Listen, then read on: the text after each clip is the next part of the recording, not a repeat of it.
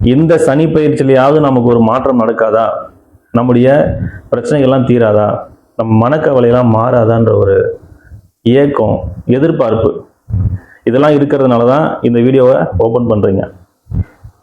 இது மாதிரி இந்த 2025 நடக்கக்கூடிய சனி பயிற்சிக்கு நிறைய வீடியோஸ் வந்திருக்கும், நிறைய வீடியோ நீங்களும் பார்த்துருப்பீங்க. இருந்தாலும் இந்த வீடியோவும் ஓப்பன் பண்ணுறீங்க. ஏன்? நம்ம பிரச்சனை மாறணும், நம்ம கவலை தீரணும், ஏதாவது வழி கிடைக்காதா அப்படின்னு.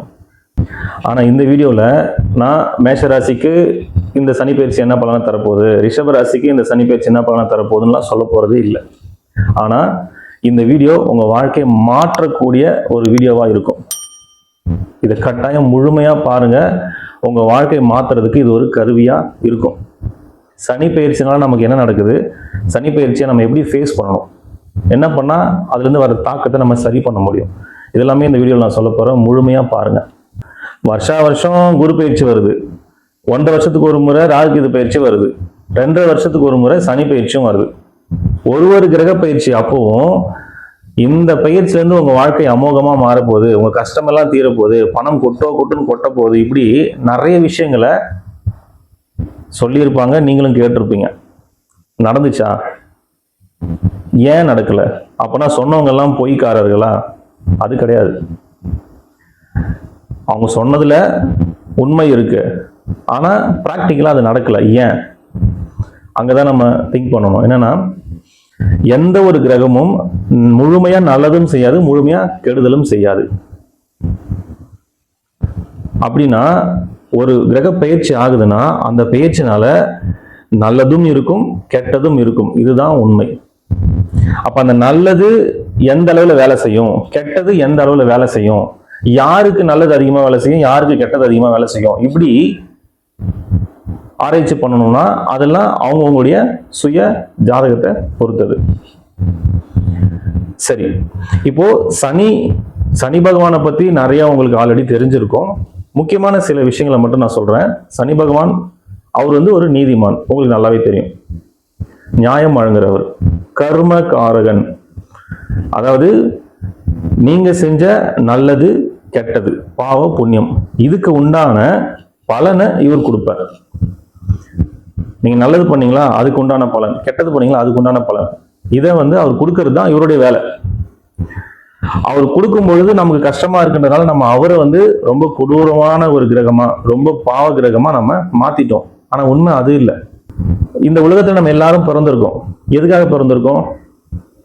கர்ம வினைகளை தீர்க்கிறதுக்காக பிறந்திருக்கோம். கர்ம வினைகளை தீர்ந்தாதான் நமக்கு ஞானம் கிடைக்கும். ஞானம் கிடைச்சாதான் நமக்கு முக்தி மோட்சம்லாம் கிடைக்கும். நமக்கு மோட்சத்தை தேடி போகணும் அப்படின்னா ஞானம் கிடைக்கணும். ஞானம் கிடைக்கணும்னா கர்ம வினைகளை தீர்க்கணும். நம்ம செஞ்ச பாவ புண்ணியங்கள் எதுவுமே இல்லாம, வினை எதுவும் இல்லாம நம்ம அமைதியா இருக்கிற சூழலுக்கு வரணும். இதுக்கு நம்ம ஆரோக்கியமான வாழ்க்கை தேவைதான். ரொம்ப சொகுசான வாழ்க்கை, ரொம்ப சந்தோஷமா வாழ்க்கை, நமக்கு தேவையானதெல்லாம் கிடைக்குது அப்படின்னா இந்த மாதிரியான வாழ்க்கை நமக்கு மோட்சத்தை தேடி போறதுக்கு வழி செய்யுமானா செய்யாது. அப்ப நம்ம கஷ்டப்பட்டாதான் மோட்சத்தை அடைய முடியுமா? அது கிடையாது. அதாவது நம்ம செஞ்ச பாவ புண்ணியத்துக்கு அதை சரி பண்றாரு யாரு? சனி பகவான். அது ஒண்ணுமே இல்லை, பாவ புண்ணியம் எதுவுமே இல்லை, நியூட்ரலா ஆயிடுச்சுன்னு சொன்னாதான் நமக்கு ஞானமே கிடைக்கும். சோ அதுக்காக அவர் நம்முடைய கர்மங்களை தீர்க்கிறார். அப்படி தீர்க்கும் பொழுது நம்ம செஞ்ச நல்லதுக்கும் அவர் பலன் தருவாரு. அது நமக்கு பெருசா தெரியாது. ஏன் அப்படின்னா அது நம்மளை பாதிக்காது. ஆனா நம்ம செஞ்ச கெடுதலுக்கு உண்டான பலனை நம்ம அனுபவிக்கும் போது நமக்கு கஷ்டமா இருக்கும் பொழுது நமக்கு தாங்க முடியல. சொகுசா வாழணும்னு ஆசைப்படுவோம், கஷ்டப்படாம வாழணும்னு நம்ம ஆசைப்படுவோம். ஆனா நம்ம எப்படி வாழ்ந்தா நம்முடைய கர்ம வினைகள் தீருமோ அதை தான் சனி பகவான் கொடுப்பார். சரி, அப்போ இந்த சனி பகவான் நமக்கு நீதி கொடுக்கிறார், நியாயம் வழங்குறார். அதுதான் அவர் கொடுக்குற பலன்னு நம்ம சொல்றோம். இது எந்தெந்த வழியிலெல்லாம் நமக்கு கிடைக்கும், அது எப்படி நம்ம தெரிஞ்சுக்கலாம் அப்படின்னா, இப்போ நான் ஒரு உதாரணம் சொல்றேன். ஒரு ஸ்கூல், இப்போல்லாம் டீச்சர்ஸ்லாம் ஸ்டூடெண்ட்ஸ் அடிக்கிறது இல்லை, பட் இந்த சினேரியோவை நீங்கள் அப்படியே சும்மா கற்பனை கூட பண்ணிக்கோங்க. ஒரு ஸ்கூல் இருக்கு, அதில் ஈவினிங் டைம் ஸ்கூல் முடிகிறதுக்கு ஒரு 1/2 மணி நேரம் முன்னாடின்னு வச்சுக்கோங்களேன். அந்த கிளாஸ் ரூம்ல டீச்சர் இல்லை, ஒரு 50 ஸ்டூடெண்ட்ஸ் இருக்காங்க, எல்லாம் ஒரு 12-13 வயசு பசங்க. இப்போ அந்த இடத்துல அந்த பசங்க என்ன செய்வாங்க? ஒருத்தர் விளையாண்டுக்கிறது, சண்டை போட்டுக்கிறது, கத்தி பேசுறது, பாட்டு பாடுறது, டான்ஸ் பண்றது எல்லாமே அங்க இருக்கும். அப்ப வெளியில இருந்து பார்க்கும்பொழுது பக்கத்து ரூம்ல கிளாஸ் நடக்குதுன்னா இந்த ரூம்ல சத்தம் போடும்பொழுது அங்க டிஸ்டர்பன்ஸ் ஆகும். இப்போ அங்கிருந்து அந்த டீச்சர்ஸ் வார்ன் பண்ணிட்டு போறாங்க, மறுபடியும் வார்ன் பண்றாங்க. ஆனா திரும்ப சண்டை போட்டுக்கிட்டே இருக்காங்க, இல்ல சத்தம் போட்டுக்கிட்டே இருக்காங்க அப்படின்னா இப்போ அந்த டீச்சர் கையில வச்சிருக்கிற குச்சால எல்லாரையும் அப்படியே ரேண்டமா யாரெல்லாம் இருக்காங்களோ யாரெல்லாம் கையில கிடைக்கும் எல்லாரையும் 4 அடி போட்டு அமைதியா இருக்கணும்னு சொல்லிட்டு போறாங்க. எதுக்காக? திரும்ப சத்தம் வரக்கூடாதுன்றதுக்காக. பட் இங்க அவர் ரேண்டமா அடிச்சுட்டு போறாரு இல்லையா? இங்க இந்த ஸ்டூடெண்ட்ஸ் எல்லாருமே விளையாண்டாங்கன்னு சொல்ல முடியாது, எல்லாருமே சத்தம் போட்டாங்கன்னு சொல்ல முடியாது. அமைதியா அவங்க வேலையை பார்த்துட்டு இருந்தவங்களும் இருந்திருக்கலாம். அப்படி அமைதியா இருந்த ஒரு பையனை அடிச்சுட்டு போறாருன்னு வச்சுக்கோங்களேன், அவருடைய மனநிலை என்னவா இருக்கும்? நம்ம அமைதியா இருந்தோம், எந்த சண்டையும் நம்ம போடல, சத்தமும் போடல, எதுவுமே பண்ணல. ஆனா நம்மளை அடிச்சுட்டு போறாங்களே, நம்ம தப்பே பண்ணல, நம்ம தண்டனை அனுபவிக்கிறோம் அந்த மனநிலை இருக்குல்ல. அதே இடத்துல ஒரு 2 பேர் சண்டை போட்டு டேபிள உடைக்கிறாங்களோ, இல்லை ஏதோ ஒரு பிஹேவியர் அங்க நடந்திருக்கு. இப்போ அதனால பனிஷ் பண்றதுக்காக ஹெச்எம்கிட்ட கூட்டிட்டு போறாங்க. அங்க அவருடைய ஒர்க் பிஸிலையோ இல்லை ஏதோ ஒரு காரணத்தாலையோ சரிப்பா இனிமே அப்படி பண்ணாதீங்கன்னு சொல்லி அனுப்பிச்சு விட்டுறாரு. ஆக்சுவலா அந்த பசங்க தப்பு பண்ணியிருந்தால் கூட அவங்களுக்கு தண்டனையே கிடைக்கல. அப்படின்னா தப்பு பண்ணியிருக்காங்க, அவங்களுக்கு தண்டனை கிடைக்கல. இங்க தப்பே பண்ணல, அவங்களுக்கு தண்டனை கிடைக்குது. அப்ப இதை தான் சனி பகவான் நீதி கொடுக்குறாரா அப்படின்னு ஒரு கொஸ்டின் வரும். இப்படிதான் நீதி கொடுப்பாரா? அவர் எல்லாரும் பாரபட்சம் பார்க்காம தண்டனை கொடுக்குறாருன்னா தப்பு பண்ணவங்களுக்கு தண்டனை கொடுத்துருக்கணும், பண்ணாதவங்களுக்கு காப்பாத்திருக்கணும்ல. இங்கதான் நம்ம புரிஞ்சுக்கணும், இது எல்லாமே கர்ம வினையின் அடிப்படையில வருது. நம்ம நிறைய இடத்துல ஃபீல் பண்ணியிருப்போம், நம்ம தப்பே பண்ணியிருக்க மாட்டோம், நம்ம தண்டனை அனுபவிச்சிருப்போம். யாரோ எவ்வளோ அயோக்கியத்தனம் பண்ணுவாங்க, இவெல்லாம் வாழ்க்கையில நல்லா இருக்காங்க, நம்மளால நல்லா இருக்க முடியல என்ற எண்ணெல்லாம் நிறைய பேருக்கு வந்திருக்கும். காரணம் அதுதான் அமைப்பு. அந்த அமைப்பை நம்ம எது மூலமா தெரிஞ்சுக்கலாம் அப்படின்னா, நம்ம பிறந்த ஜாதகத்துல சனி பகவான் எந்த இடத்துல இருக்காருன்றதை வச்சு நம்ம தெரிஞ்சுக்கலாம். மற்ற கிரகங்களை வச்சும் நம்ம தெரிஞ்சுக்க முடியும். இப்ப சனி பகவானை பத்தி பேசுறதுனால நான் இதை சொல்றேன். அப்ப நம்முடைய ஜாதகத்துல சனி பகவான் எப்படி இருக்காருன்றதை பொறுத்து இந்த அமைப்பு நமக்கு நடக்கும். சரி, இது ஒரு பக்கம் இருக்கட்டும். இந்த கர்ம வினைகளுக்கு இன்னொரு பெஸ்ட் எக்ஸாம்பிள் சொல்றேன். ஒரு கொஞ்ச நாளைக்கு முன்னாடி ஒரு டிவி ஷோல ஜோதிடர்கள் ஒரு பக்கம், ஜோதிடத்தை நம்பாதவங்க இன்னொரு பக்கம் ஒரு ஆர்குமெண்ட் நடக்குது. அதுல ஒருத்தர் சொல்றாரு, ரஜினிகாந்த் பிறந்த தேதியில, பிறந்த இடத்துல, பிறந்த நேரத்துல எத்தனை குழந்தைகள் பிறந்தது, ஆனா ரஜினிகாந்த் மட்டும் இவ்வளவு உச்சம் தொட்டாருன்னா எப்படி? உங்க ஜாதகம் உண்மையா இருந்துச்சுன்னா, ஜோதிடம் உண்மையா இருந்துச்சுன்னா அந்த நேரத்துல பிறந்த அத்தனை பேரும் இவ்வளவு பெரிய இடத்துக்கு வந்திருக்கணும் இல்ல, அப்பனா ஜோதிடம் போய் அப்படின்னு அவர் சொன்னார். அது அவருடைய வாதம். ரொம்ப ரொம்ப நுணுக்கமான கேள்வி. இங்க நம்ம ஒரு விஷயத்தை கவனிக்கணும். ரஜினிகாந்த் என்பவர் முழுக்க முழுக்க உழைப்பால தான் உயர்ந்தார் அப்படின்னு சொல்லி அவர் சொன்னார். உண்மையிலேயே அது ஏத்துக்க வேண்டிய விஷயம் தான். ஆனா உழைப்பு மட்டுமே ஒருத்தனை வாழ்க்கையில உயர்த்திருமா அப்படின்னா அது கிடையாது. அவங்களுக்கு உண்டான அமைப்பு வேணும். இதை ரஜினிகாந்தே சொல்லியிருக்காரு. அவருக்கு உழைப்பு ஒரு பக்கம் இருந்தாலும் கடவுளுடைய ஆசீர்வாதம் தான் நான் இந்த அளவுக்கு நான் வளர்ந்தேன் அப்படின்னு அவரும் சொல்லியிருக்காரு. ஸோ இங்க நம்ம கர்ம வினையை நம்ம எப்படி பார்க்கணும் அப்படின்னா, ரஜினிகாந்த் என்பவர் பிறந்தார் இல்லையா, அவங்களுடைய அப்பா அம்மா ரஜினிகாந்த் கூட பிறந்த, ரஜினிகாந்த் பிறந்த நேரத்துல ஹாஸ்பிட்டல்ல பிறந்த மற்ற குழந்தைகள், அதாவது அவர் ஹாஸ்பிட்டல்ல தான் பிறந்தாரா எனக்கு தெரியாது, அவர் சொன்னதை வச்சு அந்த சினாரியோவை மட்டும் நான் சொல்றேன். இப்போ அவர் பிறந்த நேரத்துல எங்க குழந்தை பிறந்திருந்தாலும் சரி, ஆனா அவங்க எந்த அப்பா அம்மாவுக்கு பிறக்கணும்னு ஒண்ணு இருக்குல்ல. ரஜினிகாந்துடைய அப்பா அம்மாவுக்கு ரஜினிகாந்த் பிறந்தார். இப்ப ஏ அப்படின்னு ஒரு குழந்தை எடுத்துக்கிட்டோம்னா அவங்க அவங்களுடைய அப்பா அம்மாவுக்கு பிறந்திருப்பாங்க. அந்த மாதிரி பி அவங்களுடைய அப்பா அம்மாவுக்கு பிறந்திருப்பாங்க. அப்போ யாருக்கு பிறக்கிறாங்கன்னு ஒண்ணு இருக்குல்ல, அதை பொறுத்து கர்ம வினைகள் மாறும். அது மட்டும் இல்ல, இவங்க முன் பிறவியில செஞ்ச பாவ புண்ணியங்களை எடுத்துக்கிட்டு தான் இந்த ஜென்மத்துல குழந்தையா பிறக்கிறாங்க. எல்லாருமே நம்ம அப்படிதான். அப்போ முன் ஜென்மத்துல செஞ்ச பாவ புண்ணியங்களோட வரும், அது ஒரு கர்ம வினை. அதே போல நம்ம இந்த ஜென்மத்தில் நம்ம பிறக்கிறோம் இல்லையா, பிறக்கும் பொழுது யாருக்கு பிறக்கிறோம், இந்த பரம்பரை நம்முடைய முன்னோர்கள் செய்த பாவ புண்ணியம் அதெல்லாம் கர்ம வினையா அதுவும் வந்து சேரும். அது மட்டும் இல்ல, இந்த ஜென்மத்தில் நம்ம செய்யக்கூடிய பாவ புண்ணியங்கள் இந்த மூணுமே சேர்ந்துதான் நமக்கு கர்ம வினை அங்க வேலை செய்யுது.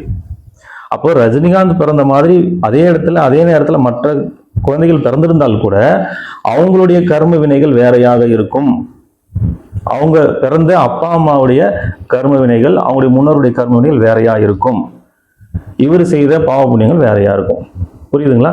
இப்போ அமைப்பு ஒரே அமைப்பா இருந்தால் கூட கர்ம வினைகள் மூலமா அவங்களுக்கு நடக்க வேண்டிய விஷயங்கள் மாறி நடக்கும். இப்போ இது ஒரு பாயிண்ட்.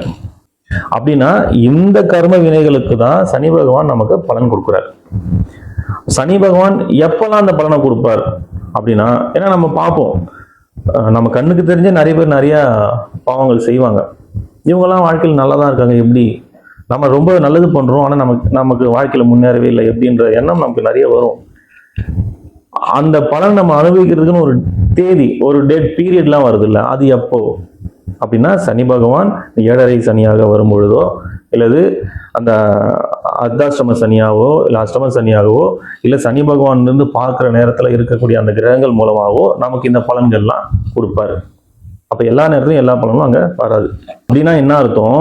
இந்த உலகத்தில் பிறந்த அத்தனை பேருமே ரொம்ப மாட மாளிகையில் வாழ்ந்தாலும் சரி, பேர் புகழோட வாழ்ந்தாலும் சரி, எவ்வளோ உச்சாணி கொம்புல இருந்தாலும் சரி, எவ்வளோ அடிமட்டத்தில் இருந்தாலும் சரி, பொருளாதார ரீதியாக வளர்ந்திருந்தாலும் பின்தங்கி இருந்தாலும் சரி, ஒரு கலை ரீதியாக பெரிய அளவில் புகழ் பெற்று இருந்தாலும் புகழே இல்லாமல் இருந்தாலும் சரி, எப்படியா இருந்தாலும் எப்பேற்பட்ட மனிதராக இருந்தாலும் அவங்க செஞ்ச பாவ புண்ணியங்களுக்கு ஏற்ற மாதிரி நிச்சயமா சனி பகவான் பலன் தருவார்.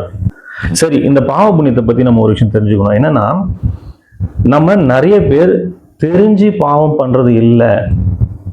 நம்ம செய்யற விஷயம் ஒரு பாவம், அது நமக்கு வந்து ஒரு துஷ்கர்மத்தை ஏற்படுத்தும் அப்படின்ற விஷயமே நமக்கு தெரியாது. அது தெரியாம தான் நிறைய பேர் பண்ணிக்கிட்டு இருக்கோம். கண்ணுக்கு தெரிஞ்சு நான் பாவம் தான் பண்றேன்னு தெரிஞ்சு ஆமா நான் பண்ணுவோம் தான் அப்படின்னு பண்றவங்க ரொம்ப ரொம்ப கம்மி. நம்ம எதெல்லாம் பாவம் எதெல்லாம் புண்ணியம் அப்படின்னு நம்ம லிஸ்ட் போட்டு பிளான் பண்ணி நம்ம செய்யறது இல்லை. நம்ம செய்யறது பாவம்னே தெரியாம நம்ம நிறைய விஷயங்கள் செஞ்சுட்டு இருக்கோம். அப்படி செஞ்சாலும் அதுக்குண்டான தண்டனை நம்ம அனுபவிச்சுதான் ஆகணும். நமக்கு தெரியாம தானே பண்றோம், அது எப்படி பாவமாகும் அப்படின்னா அதுதான் நம்ம இங்க தெரிஞ்சுக்கணும். இப்போ உதாரணத்துக்கு ஒரு பெட்ரோல் பங்க்ல ஒரு கியூ நிக்குது பெட்ரோல் போடுறதுக்கு. நம்ம வந்து வண்டி எடுத்துட்டு போறோம், நம்ம ஒரு எமர்ஜென்சியா போறோம். சரி, நிறைய பேர் நிக்கிறாங்க, ஆனா நம்மளால ஒரு சின்ன கேப் உள்ள பூந்து அது போட்டுட்டு போற அளவுக்கு நமக்கு திறமை இருக்குன்னு வச்சுக்கோங்களேன். இதை நம்ம திறமைன்னு சொல்லக்கூடாது, ஒழுக்கமின்மை அப்படின்னு நம்ம சொல்லிக்கலாம். இது என்னது நம்ம அப்புறம் பேசலாம். பட் இந்த இடத்துல பெட்ரோல் போடணும், நம்ம முன்னாடி போய் நின்று போட்டு வந்துட்டோம்னு வச்சுக்கோங்களேன். ப்ராப்பரா நம்ம என்ன பண்ணிருக்கோம்னா கியூல நின்று போட்டிருக்கணும். கியூல நின்று இருந்தா நமக்கு 5 நிமிஷம் ஆயிருக்கும். நிக்காம போய் போட்டதுனால 1 நிமிஷத்துல நம்ம போட்டு போயிட்டோம். 4 நிமிஷம் நமக்கு மிச்சம். ஓகேவா? ஆனா நம்ம போய் முன்னாடி நின்னதுனால நமக்கு பின்னாடி இருந்தவங்களுக்கு 1 நிமிஷம் லேட் ஆகுதுன்னு வச்சுக்கோங்களேன். அந்த 1 நிமிஷம் லேட்னால அவங்களுக்கு நடக்க வேண்டிய விஷயம் நடக்காம போயிருக்கலாம்.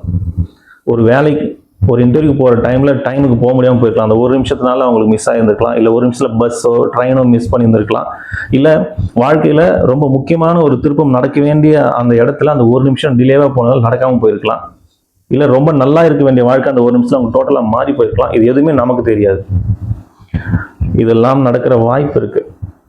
அப்படின்னா நம்ம அந்த ஆள் யாருன்னு தெரியாது, அவங்களுக்கு என்ன நடக்க போகுதுன்னு தெரியாது. ஆனா அவங்களுக்கு நடக்காம போறதுக்கு நம்ம ஒரு காரணமா இருந்திருக்கோம். எதனால? நம்ம ப்ராப்பரா பின்னாடி ஒழுக்கமா இல்லாம நமக்கு நம்முடைய திறமையை முன்னாடி காட்டிக்கிட்டு நம்ம போனதுனால இந்த விஷயம் நடந்திருக்கலாம். நான் சொல்ற விஷயம் எத்தனை பேருக்கு ஏத்துக்க முடியுதுன்னு தெரியல. ஆனா இதுதான் யதார்த்தமான உண்மை. இதுவும் ஒரு பாவம். இது மாதிரி நம்ம செய்யற பாவங்கள் தான் அதிகம். சரி, இப்படி யோசிச்சு பாருங்க. இப்ப நம்ம நடந்து போய்கிட்டே இருக்கோம், சும்மா போன் பேசிட்டு போய்கிட்டே இருக்கோம். நிறைய மரங்கள்லாம் இருக்கு, மரத்துக்கு நடந்து போறோம். நம்ம எதையோ பேசிட்டு ஏதோ ஒரு ஞாபகத்துல மேல இருந்த இலையை நம்ம சும்மா பிச்சுட்டு கீழே போட்டுறோம், நம்ம போயிடும். அங்க வர ஆடு வருது, அந்த இலையை சாப்பிடுது. ஆக்சுவலா என்னன்னா அந்த ஆடு வந்து அவ்வளோ பெரிய உயரத்துல இருக்கிற அந்த மரத்துல ஏறி அதை சாப்பிட முடியாது. ஆனா மேல இருந்த இலை அந்த ஆடு சாப்பிட்றதுக்காக நீங்க பிச்சு போட்டீங்க. ஆனா உண்மை என்னன்னா, நீங்க அந்த ஆட்டுக்காக அந்த இலையை பிச்சு போடல. நீங்க உங்களை அறியாம நீங்க பிச்சு போட்டீங்க, அந்த ஆடு வந்து அந்த இலையை சாப்பிடுது. அப்படின்னா நியூட்டனின் 3ஆம் விதி மாதிரி ஒவ்வொரு செயலுக்கும் எதிர்வினை உண்டு. நமக்கு தெரியாம தான் பாவம் செஞ்சிருப்போம், ஆனா அதுக்கு உண்டான தண்டனை நம்ம அனுபவிச்சுதான் ஆகணும்.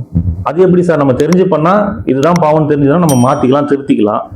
நம்ம பாவனே தெரியாம பண்ணா அதுக்கு ஏன் நம்ம தண்டனை அனுபவிக்கணும் அப்படின்ற ஒரு கொஸ்டின் வரும். அதுக்கு தான் நம்ம தெரியாம கூட ஒரு பாவம் பண்ணிடக்கூடாதுன்றதுக்காக தான் ஒழுக்கமா இருக்கிறது எப்படி அப்படின்றத நம்ம முன்னோர்கள் சொல்லியிருக்காங்க. நமக்கு தெரிஞ்சிருக்கிற ஒழுக்கம்ன்றது வேற. ப்ராப்பரா சமுதாய ஒழுக்கம்னு ஒன்று இருக்கு, சுய ஒழுக்கம்னு ஒன்று இருக்கு. இதை நம்ம தெரிஞ்சுக்கிட்டு அதன்படி நடந்தோம்னா நம்மளுக்கு தெரியாம கூட பாவம் நம்ம செய்ய மாட்டோம்.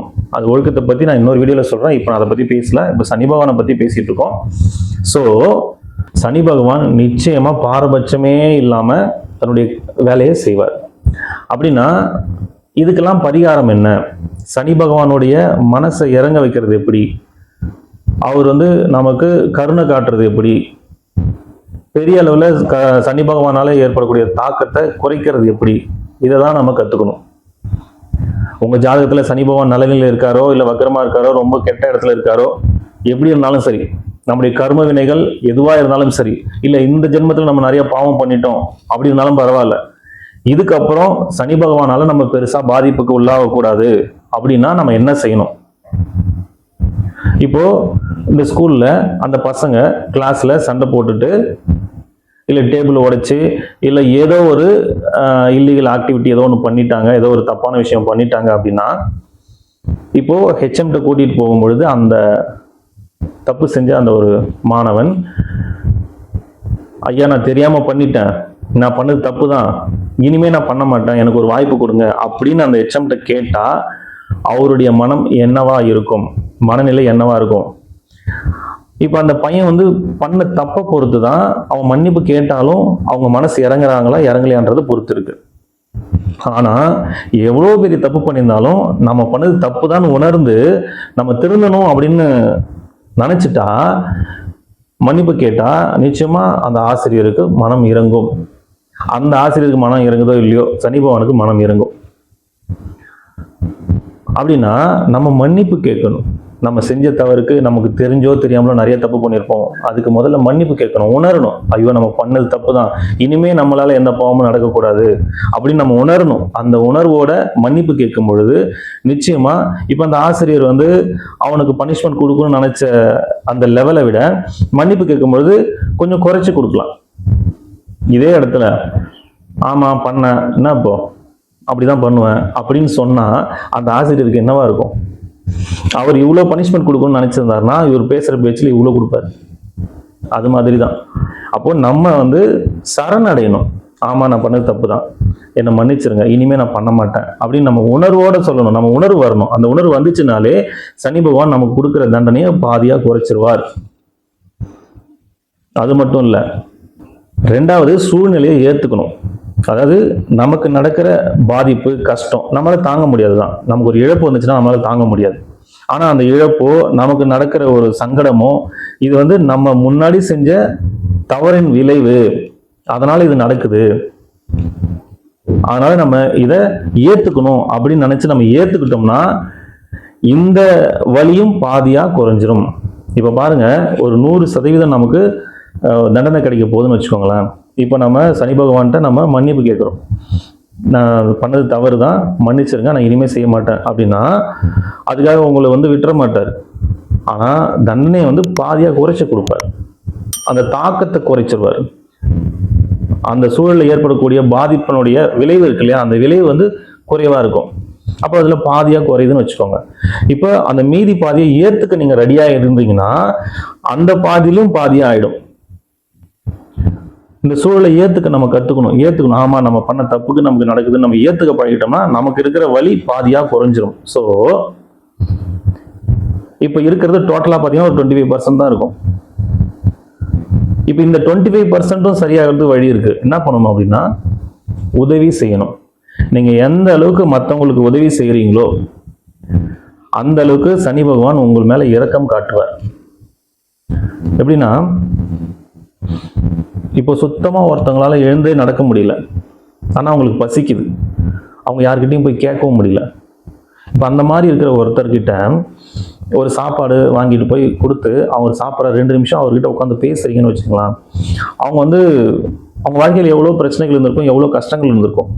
ஆனால் அதையெல்லாம் தாண்டி அந்த நேரம் நீங்கள் கொடுத்த அந்த 2 நிமிஷம் நீங்கள் கொடுத்த சாப்பாட்டுக்காக இல்லை, அவர் மேலே காட்டுற அந்த பரிவுக்காக அவங்களுக்கு ஒரு ஆனந்தம் வரும். அந்த ஆனந்தம் முழுக்க முழுக்க உங்களால் வரும். அந்த ஆனந்தத்தை அவங்க ஃபீல் பண்ணாங்கன்னா அது உங்களை காப்பாற்றும். அப்படின்னா என்ன அர்த்தம்? நம்ம போய் மற்றவங்களுக்கு உதவி செஞ்சோம்னா நமக்கு நல்லது நடக்கும் அப்படின்னு நினைச்சு போய் செஞ்சீங்கன்னா ஒரு துளி கூட உங்களுக்கு பலன் தராது. உங்களுக்கு தெரியும் அவங்க பசியோடு இருக்காங்க, அவங்களால எழுந்திருக்க முடியல, உடல்ல பிரச்சனை இருக்கு, அவங்க ஏதோ ஒரு வேதனையில் இருக்காங்க அப்படின்னு உங்களால உணர முடியும். நீங்க அதை சரி பண்ணணுன்றதுக்காக நீங்க எடுக்கிற ஒரு முயற்சி அவங்களை சந்தோஷப்படுத்தணும், ஆனந்தப்படுத்தணும். அது நடந்துச்சுன்னா அந்த ஆனந்தம் உங்களை காப்பாற்றும். சாப்பாடு வாங்கி கொடுக்கறது மட்டும் இல்லை, அவங்க மனசை ஆனந்தப்படுத்துறதுக்காக நீங்க செய்யற எந்த செயலும் உதவிதான் முடியாதவங்களுக்கு. இப்போ காசாக தான் கொடுக்கணும், சாப்பாடாக தான் கொடுக்கணும் அப்படிலாம் கிடையாது. இப்போ காசு கொடுத்தீங்கன்னா அதில் ஒரு பலன். உங்களுடைய இப்போ சாப்பாடு வாங்கி கொடுக்குறீங்கன்னா காசு கொடுத்தா எந்த பலனோ அதை விட அதிக பலன் சாப்பாடு கொடுத்தா கிடைக்கும். உடல் உழைப்பு அவங்களுக்காக கொடுத்தீங்கன்னா நீங்கள் சாப்பாடு போட்டால் என்ன பலனோ அதை விட அதிக பலன் உடல் உழைப்பு கொடுத்தா கிடைக்கும். அவங்க கிட்ட உட்காந்து 2 நிமிஷம் ஒரு மாரல் சப்போர்ட்டுக்காக மனசார பேசுறீங்க, அவங்க மனசை சாந்தப்படுத்துறதுக்காக நீங்க பேசுறீங்கன்னா இது எல்லாத்த விட சிறப்பா இருக்கும். அது மாதிரி நீங்க எத்தனை பேரை சந்தோஷப்படுத்துறீங்களோ, ஆனந்தப்படுத்துறீங்களோ அந்த அளவுக்கு உங்களுடைய தண்டனை குறையும். சனி பகவானுக்கு அது உங்க மேல இரக்கம் காட்டுவார். நீங்க இன்னொருத்தவங்க மேல இரக்கம் காட்டுறீங்க, சனி பகவான் உங்க மேல இரக்கம் காட்டுவார். அப்ப அந்த 25% குறையும். இப்போ 3 விஷயம் சொல்லியிருக்கோம். ஒண்ணு, சனி பகவான் கிட்ட மன்னிப்பு கேட்கணும். 2வது விஷயம், சூழ்நிலையை நம்ம ஏத்துக்கணும், நமக்கு நடக்கிற பிரச்சனைகளை நம்ம ஏத்துக்க பழகணும். 3வது, நிறைய பேருக்கு உதவி செய்யணும். 4வது, கடைசி, இதுதான் ரொம்ப ரொம்ப முக்கியம், முருகனை கெட்டியா பிடிச்சுக்கோங்க. முருகா, தெரிஞ்சோ தெரியாமலோ நான் நிறைய தவறு பண்ணியிருக்கேன், பாவம் பண்ணியிருக்கேன், என்னை மன்னிச்சிரு. திரும்பவும் புதுசா என்னால எந்த பாவமும் நடக்காம நீ என்னை காப்பாத்து, என் கூட இருந்து எனக்கு அருள் கொடு, என் கூடவே இரு. இப்படி நீங்க முருகனை கேளுங்க. நிச்சயமா எந்த கிரக பயிற்சி ஆனாலும் எதுக்காகவும் நீங்க கவலைப்பட தேவையில்லை. அந்த கிரக பயிற்சி மூலமா உங்களுக்கு கெடுதல் நடக்க போகுது அப்படின்னு யாராவது சொன்னாலும் துளி கூட பயப்படாதீங்க, துளி கூட நீங்க கவலையே படாதீங்க. நான் சொன்ன இந்த 4 விஷயத்த நீங்க இந்த வாழ்க்கையில மறந்துடாதீங்க. இந்த 4 விஷயத்த நிச்சயமா ஃபாலோ பண்ணுங்க. இந்த ஜென்மம் முடிகிற வரைக்கும் நீங்க எந்த பெயர்ச்சியை பார்த்தும் பயப்பட தேவையில்லை, எந்த கிரகத்தை பார்த்தும் பயப்பட தேவையில்லை. இப்ப நிறைய பேர் என்ன பண்றாங்கன்னா, இப்ப மேஷ ராசிக்கு இந்த சனி பயிற்சி நல்லா இல்லை அப்படின்னு ஒரு லைன் சொல்லிட்டாங்கன்னு வச்சுக்கலாம். இப்போ அவங்களுக்கு எந்த செயலை செய்ய போனாலுமே இந்த 7.5 வருஷம் முடிகிற வரைக்கும் அந்த வார்த்தை தான் மைண்ட்ல ஓடிக்கிட்டே இருக்கும். அப்ப அவங்க செய்யணும்னு நினைக்கிற விஷயம் கூட அவங்களால செய்ய முடியாம போயிடும். அதே நேரத்துல ஒரு சில பேருக்கு இந்த பயிற்சி உங்களுக்கு அமோகமா இருக்குன்னு சொல்லிட்டா அவங்களுக்கு ஒரு அலட்சியம் வந்துடும். ஸோ இந்த 2 விஷயமே உங்களுக்கு வேணாம். நீங்க எந்த கிரக பயிற்சியா இருந்தாலும் அது நல்லது பண்ணாலும் சரி, கெட்டது பண்ணாலும் சரி, அதை பத்தி நீங்க கவலைப்பட தேவையில்லை. ஏன்னா நீங்க உங்களுடைய கடமையை செய்யும்போது அது நல்லதா இருந்தா கெட்டதா இருந்தா இங்க எல்லாமே சரி பண்ண முடியும். ஸோ நீங்க பரிகாரம் சொல்லி நீங்க பெருசா எதுவும் செய்யணும்னு அவசியம் இல்லை. இந்த 4 விஷயத்தை நீங்க ஃபாலோ பண்ணுங்க, நிச்சயமா உங்க வாழ்க்கை மாறும். இப்ப நம்ம சொன்ன விஷயத்துல நிறைய பேருக்கு உடன்பாடு இருக்கலாம், உடன்பாடு இல்லாமலும் இருக்கலாம். உங்களுக்கு நிறைய விஷயம் புரிஞ்சிருக்கலாம், புரியாமலும் இருக்கலாம். உங்களுக்கு சந்தேகம் இருந்தாலோ இல்லை இதுல உங்களுக்கு முரண்பாடு இருந்தாலோ எதுவா இருந்தாலும் நீங்க கமெண்ட் செக்ஷன்ல கேளுங்க. நிச்சயமா நான் உங்களுக்கு பதில் சொல்றேன். நல்லதே நடக்கும். நன்றி.